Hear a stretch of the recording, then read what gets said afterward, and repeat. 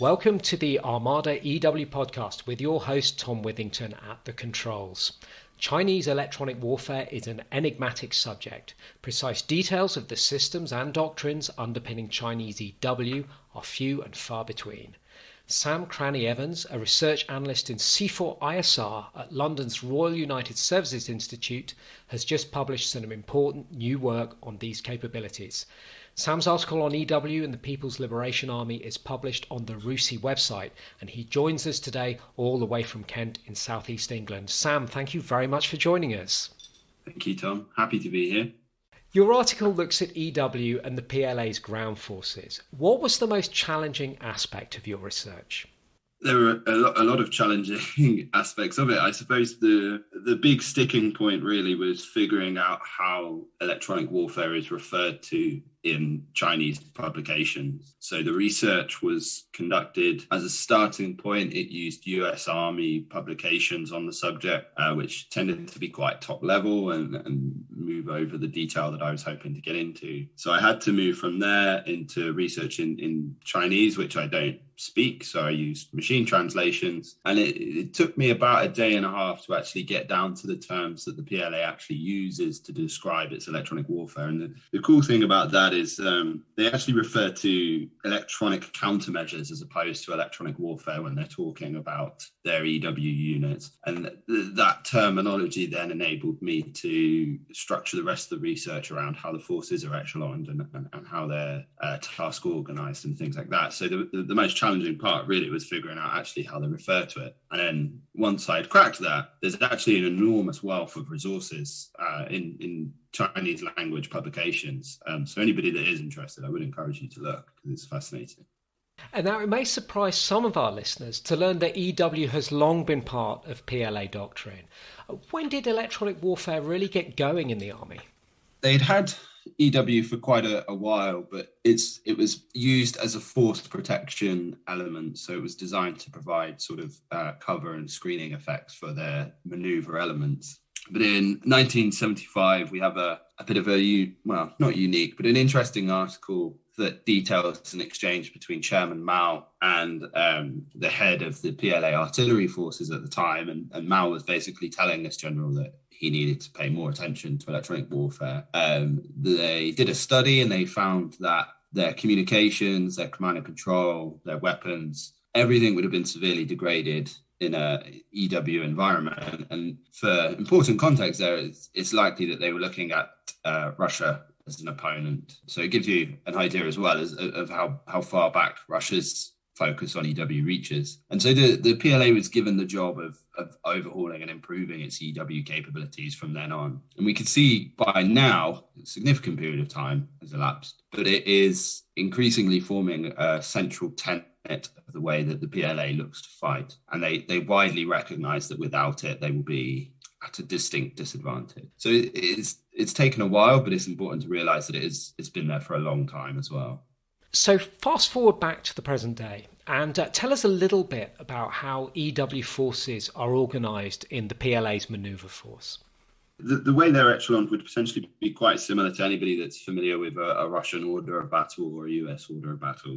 And that's because I think they share elements of both. There are broad similarities between those two structures. So each of the PLA's combined arms brigades, which is their basic maneuver element, is provided with an EW element that sits within its operational support battalions. I believe that EW formation is around a company strength with broad capabilities across the spectrum. In the echelon above that, the Group Army has a combat service support brigade, and within that brigade there is an entire battalion of electronic warfare or electronic countermeasure troops, as the PLA refers to them. Then you also have additional EW battalions or regiments that are assigned to their air defence brigades as well. So from the available sources, it seems that the company or the battalion will have its units task organized to go and assist in combat roles. One of them, for instance, might be the firepower group. And the firepower group is designed to coordinate all of the effects across from artillery to missiles, electronic warfare, cyber effects, and things like that. So that would broadly be similar to what in the West we would know as a joint effects cell. But the firepower group would have EW capabilities assigned to it, but then equally the EW capabilities might be assigned to the electronic warfare group, which would just roam around doing electronic warfare. So there is task organization there. There are echelons throughout the PLAGF's formations. And I think they have quite, a broad range of capabilities. Now, it's handy you mentioned the Russian army just then, because one of the things I was wondering about was whether you noticed any major differences or similarities with how the Russian army deploys EW and how their Chinese counterparts do it. The cardinal similarity would be the inclusion of EW in an air defense role. We know that for the Russians, theater level or operational level EW is designed to support their defense functions and complicate the role of conducting massed aerospace assaults. And it seems that EW has a similar role for the PLAGF. So there is evidence that their formations include loitering munitions as part of the EW role because they regard, a harm munition as being on the spectrum. So it's for them, it is the electromagnetic spectrum warfare. So anything that falls within that gamut that is relying on the spectrum to engage its targets to them is part of the electronic countermeasures. So, their offensive counter-air and their defensive counter-air campaigns would include an element of EW, and that is very similar, I think, to the way that the Russians choose to operate. So I think there are broad similarities there. But then again, the way that they seem to task organize might be closer to what we would think of a US or a NATO force doing, kind of holding those assets centrally, distributing them only to specific tasks as the commander wishes. So it's an area that needs more research, but I think as well there's definitely value in assessing it on their own merits as the Chinese would see it. Finally, what were the major surprises for you when you were conducting your research on PLA electronic warfare? Biggest surprise, I think, is how central it is to the concept of war, at least at a theoretical level. So a lot of the sources are written by academics from the National Defense University, and they're talking about how electronic warfare is used in modern warfare and how important it is. And they talk about how if they don't have it, there's almost no point going to war. So it becomes that important to them. So we can see the transformation that has happened from 1975 all the way up to today. There's a huge body of literature about it. They're extremely open about the importance that it has, but they're also forward-looking to quite a remarkable extent. So they're running, for instance, academic competitions with any university in China is open to enter, to look at new ways of detecting specific signals on the electromagnetic spectrum, new ways of direction finding, and new ways of jamming. And they've opened that up to any institute or any organization or any business that's able to compete. And there's funding attached to it and things like that. And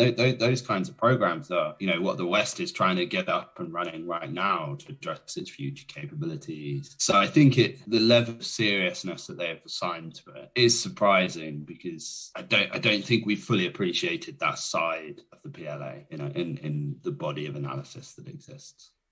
Well, Sam, it's been fascinating talking to you. Thank you very much for joining us.